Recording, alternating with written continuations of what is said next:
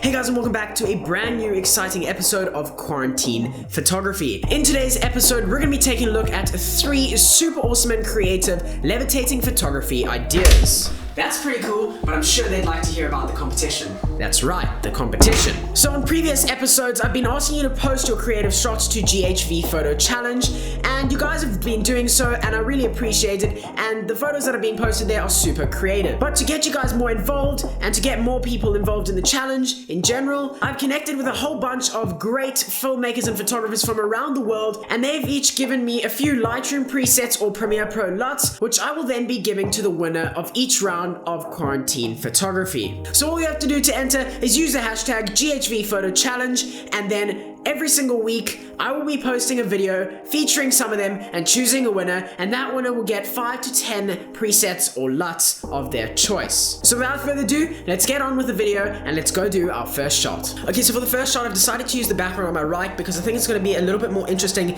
than the white cupboards that we normally film in front of. And all you're going to need for this first shot is 4 playing cards. They can be whatever you want, but I'm going to be using the 4 aces, and I'm going to try and create a shot where the ace of spades is levitating in between my hands while the other 3 aces fly around the frame to create a pretty cool shot. So I don't want any of the stuff in the background to be in the shot, so I'm going to lower down the camera and then I'll tell you how you take the shot. Okay, so to do this photo, we're going to need to take 5 different shots. 1 of the card, 1 of us with our hands in the place we want it to be, and then 3 different photos for the individual cards that are going to be flying around the frame. And the way we're going to make this fit together is we're going to take our ace of spades and we're going to set it at the point that we'd like to set focus. We're going to set focus on the ace of spades and then switch our camera over to manual focus so that the focus won't change when we take our different photos. Also, make sure to use a tripod so that your camera doesn't move and that you can easily blend them all together in Photoshop.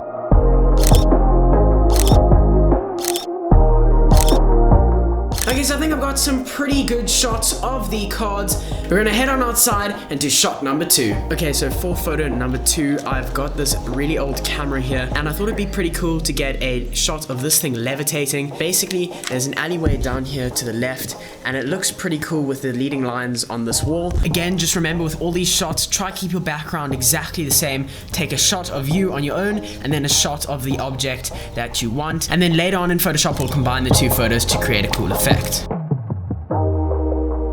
Okay, so this third photo is probably my favorite, and basically what we're going to do is take a bunch of Scrabble pieces and arrange them in the words "stay safe," because I think that kind of fits with the times we're in right now with the whole coronavirus. And basically the way we're going to do this is we're going to sticky tape the words "stay" together and the word "safe" together, and then we're going to take 3 photos. We're going to take one on our own without the Scrabble pieces, acting like we've just thrown them or pushed them.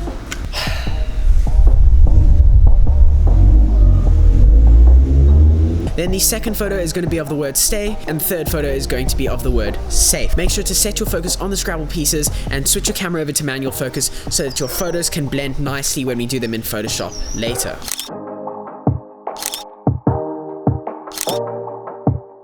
Okay, so I've just finished editing all of the photos and we're now going to take a look at them, but before I do that, I just want to explain to you what I did and how I managed to combine all the photos together. The easiest way to do that is to use the pen tool inside of Photoshop, mask around your objects, and then delete the other parts of the image until you're able to blend them together nicely. If you'd like me to do a tutorial on how I do that, then let me know on one of these card things that pop up on one of these top corners. Anyway, let's get on with looking at the photos. Starting off with photo number 1, the one of the cards. I think this turned out pretty well. I used 5 shots for this photo. 4 of them were of the cards, and then 1 was obviously of me, and then again I combined them in Photoshop to get this photo. And the only thing I'd like to change about this photo next time I try it out is how I get the cards and which cards are in focus and which are not. If you look closely, you can see some of the cards don't make sense to be that blurry in that part of the image because other parts are more in focus than others at that sort of distance, and that for me is the only thing that I really don't like about this photo. And then I'd probably just try light it a little bit better in terms of my fingers there. They're a bit overexposed. I did try bring them down, but that's how I got them to look. Overall, I think it's a pretty good photo. I like how I managed to get the ace of spades to sit nicely in the image, and overall I think it looks pretty good. I'd probably give this photo an 8.5 out of 10. Moving on to photo number 2, which was of the old camera. This photo was probably my least favorite out of the 3, but it still isn't too bad. If I have a look at the final product, it looks okay. I probably would have liked to change the way that I was sort of making it levitate. I'd prefer to have been standing up a bit more. I did add a little bit of a flare coming through the bush and my hair. It just added something extra to the image because it was a little bit boring. To make this shot, I used 2 different shots, one of the camera and then one of me. But ultimately, I think this photo is okay. I'd probably give it about a 7 out of 10. But I think I got the general idea of this photo. I think next time I just need to work on my composition and the way I'm standing. Now moving on to my absolute favorite photo, photo number 3, the one using the Scrabble letters. This one turned out way better than I thought, and I'm super happy with it. I took 3 different photos, one of the words stay, one of the words safe, and then one of me pretending to sort of push the Scrabble pieces towards the camera, and once I combined them, it looked so cool. This took about 10 different layers in Photoshop and took a little bit of time to mask out each piece, but once it's done, it looked really cool. I love how I've arranged the words stay safe and how they're all orientated differently, and the safe word is closer to the camera than the stay, and that gives a little bit of extra depth. And overall, I think this photo is really good. I love how sharp and in focus the letters are, and the bokeh in the background looks really good.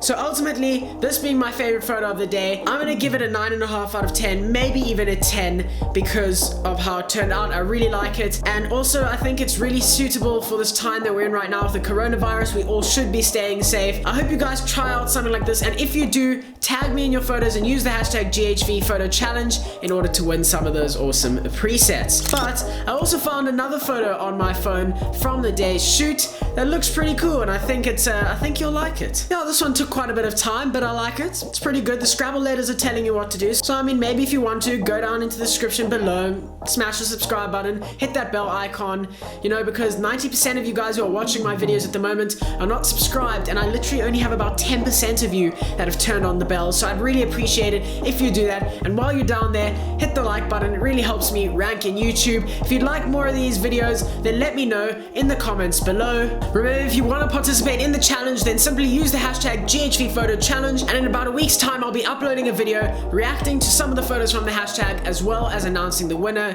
to get their hands on some awesome presets. Also, in my last video, I asked you to spam your favorite effect from that video, and you guys did, so I'm going to be announcing the winner right now in this video using a random comment picker on my phone. Okay, so we have 87 comments. It's pretty good. Randomly pick winner, so let's click that and see what happens.